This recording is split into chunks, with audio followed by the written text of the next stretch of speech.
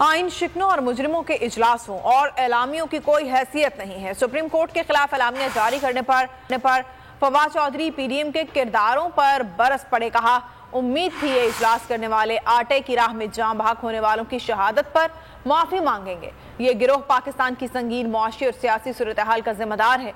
ये लोग आइन पर अमल करने की बजाय बराह रास्त आइन पाकिस्तान पर हमलावर हैं। शिफाफ इंतखाबात ही तमाम मसाइल का हल है, लेकिन इन्हें जमहूरियत में अपनी मौत नजर आ रही है। तो नजर आ रहा है सामने लिखा हुआ है जुल्म मिटने के लिए दो चीजों से मिटेगा भाई। एक, अदल की कुर्सी पे जो लोग बैठते हैं ना, वो अदल के हिसाब से फैसले करने लगे। दूसरा, कौम निकल खड़ी उस जुल्म के खिलाफ, तो जुल्म खत्म हो जाएगा। या इन दोनों में से कोई एक चीज हो जाए या दोनों हो जाए। अगर 420 का मुकदमा था, उस वक्त अदलिया में जो लोग बैठे हुए केस देख रहे थे, वो पूछते ना, यार चीट हुआ कौन है। जब उनको दिखता कोई चीट नहीं हुआ, केस खत्म कर देते। तो जालिम जुल्म कर ही नहीं पाता।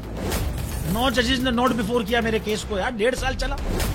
शख्सी जमानत का केस, सेम केस इस्लामाबाद में कर दिया। एक ही इल्जाम पे 2 केस हो नहीं सकते भाई।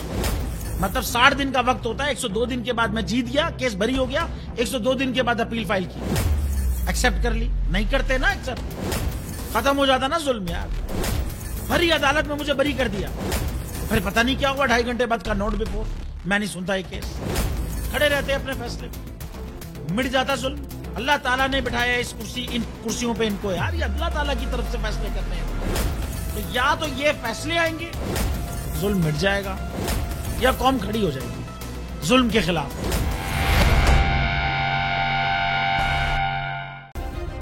सब्सक्राइब करें और बेल दबाएं ताकि कोई खबर रह न जाए।